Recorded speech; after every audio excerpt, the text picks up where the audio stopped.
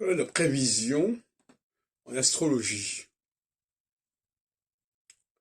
Le grand problème qui se pose pour les astrologues, c'est de savoir qu'est-ce qu'ils peuvent prévoir, qu'est-ce qu'ils doivent prévoir. Je pense que si on leur pose cette question, ils ne sauront pas répondre.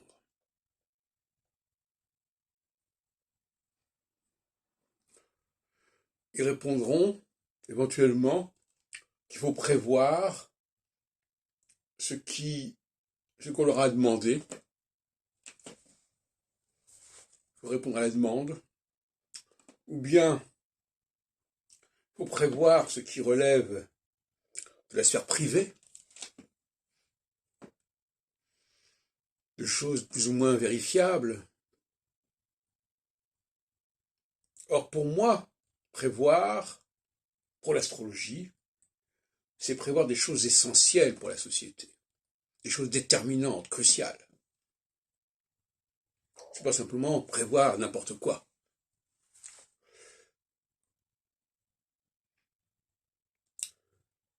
Et par conséquent, la question que je pose, c'est qu'est-ce que l'astrologie peut prévoir? Elle doit prévoir ce qui est essentiel pour la société. Et quels sont les changements qui sont déterminants et structurels pour la société?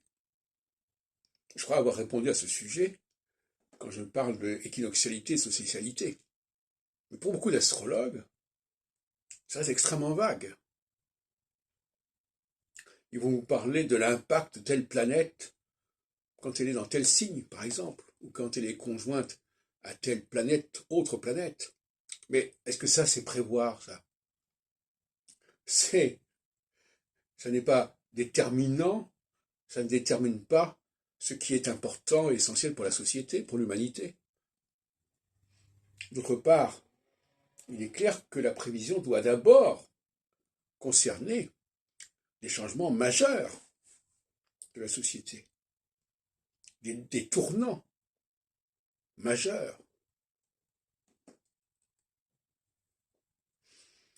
Pas forcément une guerre mondiale, comme pouvait croire Barbeau, parce que si c'est bien un point faible dans le travail de Barbeau en astrologie mondiale, c'est qu'il ne sait même pas ce qu'il faut prévoir.